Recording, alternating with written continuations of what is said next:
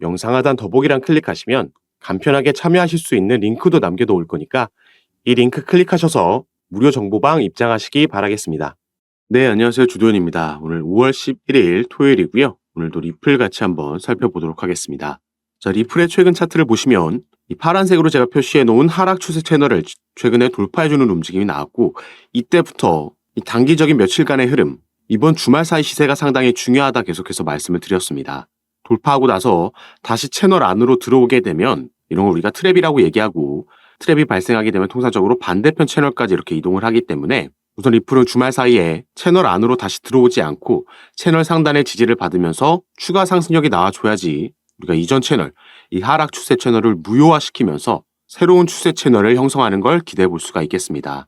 우선 어제 비트코인이 그 전날 만들었던 상승분을 반납하는 하락세가 나왔고, 리플도 이 흐름과 함께 하면서 2.5%가량 하락 마감을 했죠.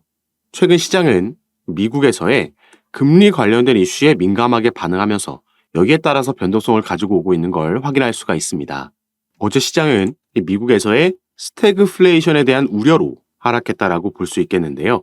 이 스태그플레이션이라는 건 금리는 높은데 경기 상황은 또 좋지 않은 이런 최악의 상황을 말한다라고 보시면 되겠습니다. 그리고 이런 우려가 나온 데에는 어제 발표된 이 기대 인플레이션이 있었죠. 다음 주 15일에 실질적인 소비자 물가지수, 이 발표를 앞두고 미리 기대 인플레이션을 미국에서는 발표를 합니다.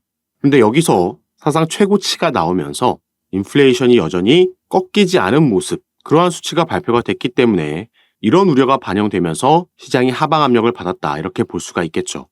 다만 이전에 저번 주 금요일에 비농업 고용지수가 발표됐을 때 이때도 상당히 부정적인 수치가 발표가 됐습니다. 시장의 예상치를 크게 하회하는 수치가 발표가 됐었고, 이번 주에는 신규 실업수당 청구 건수가 시장의 예상치보다 높게 나왔다라는 점에서 미국에서의 기준금리를 결정하는 미 연준이 자랑하고 있던 이 고용지표들이 불안한 모습을 보이고 있는 거고요. 때문에 시장은 이로 인해서 연준이 금리 인하 시기를 앞당길 수도 있겠다, 여기에 대한 기대감이 살아나면서 이 지수들이 발표가 됐을 때 시장이 반등을 만들어냈던 거였습니다. 그리고 다음 주에는 가장 중요한 아까 말씀드렸던 이 소비자 물가지수가 발표될 예정이기 때문에 여기에 따른 그 기대감과 실망감이 미리 반영이 될 거고, 수치가 발표되고 나면 확실한 방향성을 가지고 변동성이 나올 수 있겠다 보여지는 부분입니다. 그래서 최근 시장이 이런 거시적인 이슈에 직접적으로 영향을 받고 있기 때문에 이런 정보들도 받아보시면서 상황에 대해서 인지하시고 투자 판단하시면 더욱 좋을 것 같고요. 우리가 지금부터 살펴볼 이 리플의 개별적인 이슈들, 소송 이슈뿐만 아니라 여러 관련된 정보들을 전부 카톡방에서 가장 빠르게 공유해 드리면서 이런 거시적인 경제 이슈들도 카톡방에서 브리핑해 드리고 있으니까 이런 정보들 받아보시면서 함께 매매 진행하시면 더욱 좋을 것 같습니다. 이 영상 밑에 더보기란 클릭하시면 간편하게 참여하실 수 있게 제가 링크를 남겨놨으니까 이 링크 통해서 들어오셔서 이런 정보들 받아보시기 바라겠고, 지금부터는 리플에게 가장 중요한 이 소송 이슈가 지금 어떻게 진행되고 있는지 같이 한번 살펴볼 건데요. 자, 리플과 SEC는 벌써 만 3년째 리플 XRP가 미등록 증권이다 아니다 소송을 벌이고 있고요. 거의 마무리 단계에 와 있습니다. 자, 작년에 약식 재판이 있었고 그 판결문에서 부분 판결이 나왔었죠. 자, 기관들에게 판매된 XRP는 증권이다 나왔고요. 또 개인들에게 판매된 XRP는 증권이 아니다라는 판결문이 나왔습니다. 현재 진행되고 있는 소송, 제출되고 있는 서류들은 이 위에 있는 기관들에게 판매된 XRP에 대해서 증권이라는 결론이 나왔기 때문에 여기에 대한 벌금 협의가 이루어지고 있는 겁니다. 가장 먼저 SEC 측에서 벌금으로 20억 달러를 요구를 했고, 여기에 대한 답변서에서 리플은 1,000만 달러를 제시를 했습니다. 다시 바톤이 SEC 측으로 넘어가서 이 답변서를 제출했어야 됐는데 기존의 날짜가 5월 6일이었고 이 소송을 담당하고 있는 판사는 이걸 26일까지 앞당기는 명령을 내렸으나 진행되지 않았고요. 기존의 스케줄대로 5월 6일 날 SEC가 답변서를 제출을 했습니다. 자, 그래서 이 부분을 보시면 5월 6일 날 말씀드렸듯이 SEC가 액수의 변동 없이 20억 달러 그대로 다시 한번 답변서를 제출을 했고요. 다음날 만나서 협의에 거치고 8일 날 이 문서가 공개가 됐습니다. 이제 남은 스케줄은 13일과 20일 양측이 최종 입장문을 제출하고 나면 서류 제출 스케줄이 완료가 되고, 이 이후에 통상적으로 한 달에서 두 달 사이에 판사의 최종 판결문이 나오게 되겠습니다. 그래서 올 여름에는 이따 벌금 관련해서 판결문이 나오게 될 거고, 그 결과에 따라서 리플 시세가 크게 변동성을 가지고 올 수 있겠다 예상되고 있죠.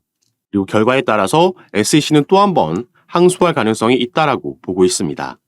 그래서 리플 같은 경우에는 단기적으로는 이 스테이블 코인 내용 공개가 다음 달에 있을 예정이고, 그 이후에는 벌금에 대한 최종 판결이 나올 예정이죠. 여기에 대한 변동성이 나올 수 있기 때문에 제가 관련 내용들 그리고 시장은 어떻게 여기에 반응하는지 확인하면서 카톡방에서 내용들 공유해드리면서 대응도 도와드리고 있으니까 여러분들께서도 이런 정보들 받아보시면서 투자 판단에 참고하시고 매매 진행하시면 더욱 좋을 것 같습니다. 카톡방에 참여하시는 방법은 영상 밑에 더보기란 클릭하시면 제가 링크를 2가지 남겨놨습니다. 현재 여러분들께서 영상을 핸드폰으로 시청하고 계시다면 위에 있는 첫 번째 링크 클릭하시면 저에게 문자 보내실 수 있도록 화면이 전환이 될 거고, 여러분들께서는 전송 버튼만 눌러주시면 제가 이 문자를 확인하는 대로 순차적으로 연락드려서 카톡방 초대를 도와드릴 거고요. 또 문자 전송이 힘드시거나 현재 영상을 컴퓨터로 시청하고 계시다면 밑에 있는 2번째 링크 통해서도 동일하게 참여가 가능하십니다. 여러분들께서 편하신 방식으로 연락 주셔서 이런 정보들 대응 받아보시면서 투자 판단에 참고하시고 함께 매매 진행하시면 좋을 것 같습니다. 그리고 리플 같은 경우에는 이 외에도 올해 추가로 기대되고 있는 상승 재료가 남아있는데요. 리플은 올 2월 달에 미국 내에서 다시 송금 사업을 재개하겠다라는 발표를 했고요. 그 후 일주일 만에 스탠다드 커스티디언 트러스트라는 미국 내에서 정부의 인가를 받은 암호화폐 수탁 업체를 인수했다라는 발표를 했습니다. 자, 리플은 2020년도 12월 달에 SEC에서 미국의 증권거래위원회에서 처음 리플의 소송을 제기하고 나서 미국 내 사업을 철수할 수밖에 없었고, 그래서 많은 거래소에서도 상장 폐지되는 악재가 잇따라 나왔습니다. 이 이후부터는 리플의 대부분의 수익은 미국 외에서 발생을 했었고, 그래서 비교적 최근까지도 리플이 본사를 유럽이나 두바이 쪽으로 옮길 수도 있다, 유럽의 영국이나 아일랜드에 이런 부분을 실제로 알아보고 있다라는 뉴스들도 나왔습니다. 그런데 2월 달 들어서면서 미국 내 사업을 재개하겠다라는 발표를 한 거고, 실제로 그런 움직임을 가져갔다라는 거죠. 자, 그러면은 리플이 왜 이 시점에서 어떤 걸 믿고 다시 미국으로 돌아와서 사업을 재개하려는 건지, 이 부분이 오늘 말씀드릴 중요 포인트가 되겠습니다. 자, 리플 관련해서 최근 이런 소식이 전해졌습니다. 코인리스를 비롯한 국내 매체에서는 크게 다뤄지지 않았기 때문에, 속보로도 전달되지 않았기 때문에 모르시는 분들이 많으신데, 자, 코인베이스라는 미국의 암호화폐 거래소에 리플이 이 선물 시장에 새롭게 상장이 됐습니다.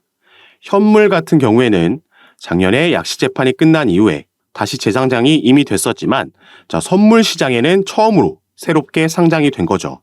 자, 여기서 리플과 코인베이스의 관계를 간략하게 말씀드리자면, 자, 미국에는 이 디지털 커런시 그룹이라는 DCG가 있죠. 가장 유명한 암호화폐 벤처 캐피탈이라고 보시면 되겠고, 여기에 설립자이자 CEO 베리 실버트는 제2의 워린 버핏이라고 평가받는 이 암호화폐 업계에서 꽤 중요한 인물입니다. 자, 이 DCG에서 바로 방금 살펴본 코인베이스를 자회사로 소유하고 있고요. 또 이 DCG는 리플의 지분을 보유하고 있는 기업입니다. 이렇게 미국 내 기업들끼리 연관이 되어 있다는 걸 먼저 말씀을 드리는 거고, 이 디지털 커런시 그룹은 코인베이스와 리플뿐만 아니라 그레이스케일도 소유하고 있고 여러 다른 기업들의 지분을 보유하고 그 중심에 서 있는 기업이죠. 자, 그리고 코인베이스 외에도 최근 미국에서 새롭게 문을 연 거래소가 하나 있습니다. 바로 여기에 나와 있는 EDXM, EDX 마켓이라는 거래소인데요. 이 거래소는 피델리티를 비롯한 미국 뉴욕 월가의 대형 기업들이 함께 만든 거래소라고 보시면 되겠고, 이 거래소에서는 개인들이 아닌 기관들만 거래를 할 수 있게 되어 있습니다.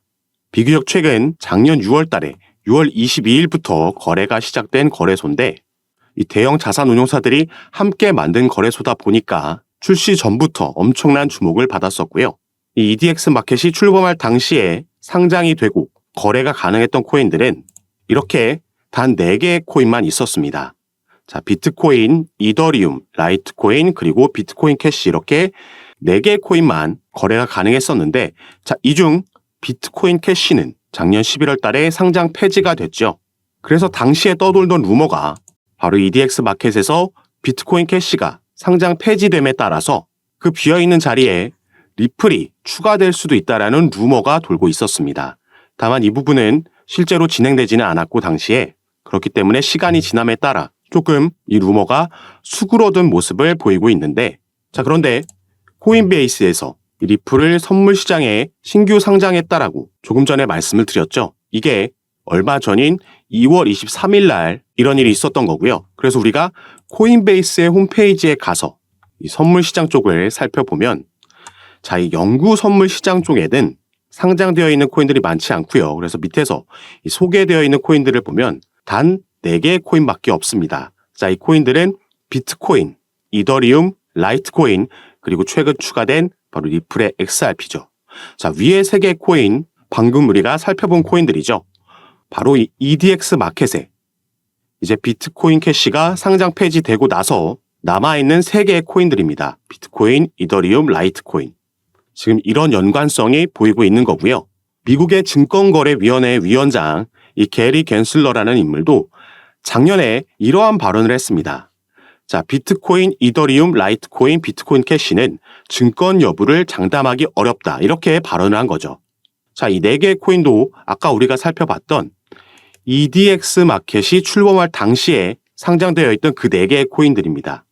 그리고 현재는 우리가 살펴봤듯이 비트코인 캐시는 상장 폐지가 된 거고 바로 이 자리에 리플의 XRP가 상장될 수 있다라는 전망을 해보고 있는 거죠. 리플이 계획을 바꾸면서 미국 내 다시 돌아오겠다, 미국 내 사업을 재개하겠다 발표했던 그 배경에는 여러 미국의 대형 기관들, 당장 EDX 마켓에도 피델리티를 비롯한 기관 투자자들이 대거 함께하고 있고 또 DCG, 여기에 코인베이스까지 전부 미국 내 대형 기업들이죠. 리플과 하나같이 연관성이 있는 기업들이고 그래서 우리가 기사나 속보에서 많이 찾아볼 수 있는 뉴스가 리플의 시세는 하락하고 있지만 이런 저점 때마다 고래들, 기관 투자자들은 매집한다라는 기사를 많이 볼 수 있었던 겁니다. 당연히 이 기관 투자자들은 이러한 주요 내용들이 오피셜하게 뉴스로 발표되기 전에 미리 그 소식을 알 수밖에 없겠죠. 그래서 우리가 다른 코인들에서도 볼 수 있는 게 갑자기 급등하는 코인들이 있는데 왜 오르지 하고 몇 시간 뒤나 다음 날에 이 코인이 어느 거래소에 새롭게 신규 상장된다라는 속보가 그때서야 뜨는 거 많이 경험해 보셔서 아실 겁니다. 그리고 지금 SEC와 진행하고 있는 소송 같은 경우에도 리플에게 불리할 게 전혀 없는 상황입니다. 최근 이 소송 관련 이슈로는 이 SEC의 책임 변호사가 리플과 코인베이스의 소송을 담당하고 있던 암호화폐 소송부서 책임자 이 라단 스튜어트가 SEC를 떠났다는 소식이 전해졌고요. 그러면서 화이트 앤 케이스라는 최근 피델리티가 비트코인 ETF 서류를 제출할 때 여기에 자문을 제공한 로펌에 새롭게 이직을 하게 됐다는 소식이 전해졌습니다.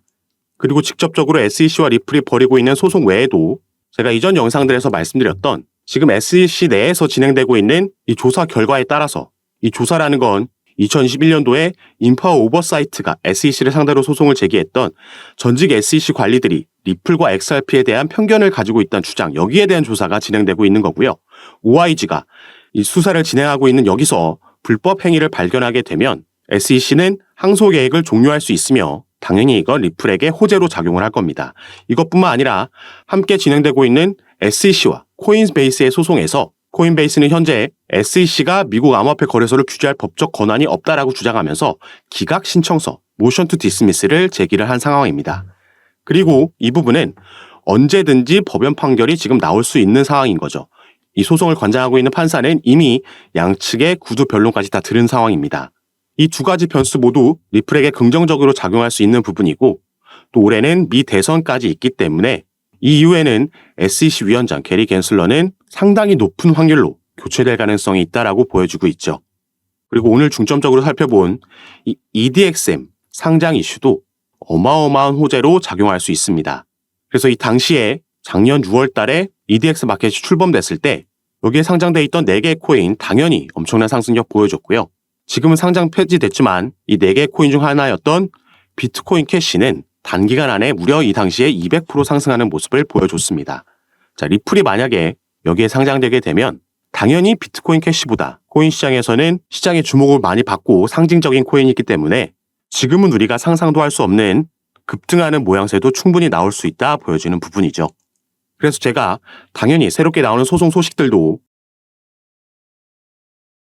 부분 제가 카톡방에서 전부 무료로 공유해드리고 있으니까 여러분들께서도 이런 정보들 받아보시고 투자 판단에 참고하셔서 매매 진행하시면 더욱 좋을 것 같습니다. 그리고 카톡방에서는 오늘 살펴본 리플뿐만 아니라 다른 이슈가 있는 코인들 마찬가지로 상담 도와드리면서 타점과 비중을 공유해드리고 함께 매매 진행하고 있으니까 여러분들께서도 이런 부분 받아보시면서 조금 더 전략적으로 안전하게 함께 투자하실 수 있었으면 좋겠습니다. 자, 카톡방에 참여하시는 방법은요. 영상 밑에 더보기란 클릭하시면 간편하게 참여하실 수 있게 제가 링크를 남겨놨습니다. 여러분께서 지금 영상을 핸드폰으로 시청하고 계시다면 가장 위에 있는 링크 클릭하시면 저에게 문자 보내실 수 있도록 자동으로 화면이 전환이 될 거고요. 여러분들께서는 전송 버튼만 눌러주시면 제가 이 문자를 확인하는 대로 순차적으로 연락드려서 카톡방 초대를 도와드릴 거고, 또 문자 전송이 힘드시거나 컴퓨터로 영상을 시청하고 계시다면 그 밑에 있는 링크로도 참여가 가능하십니다. 여러분께서 편하신 방식으로 연락 주셔서 제가 드리는 정보들 타점과 비중 받아보시면서 투자 판단에 참고하시고 매매 진행하시면 더욱 좋을 것 같습니다. 자, 그럼 오늘 내용이 여러분들께 도움이 되셨으면 하는 바람으로 영상 마무리하도록 할 거고요. 저는 다시 카톡방에서 여러분들 대응 도와드리고 상담 도와드리면서 찾아뵙도록 하겠습니다. 감사합니다.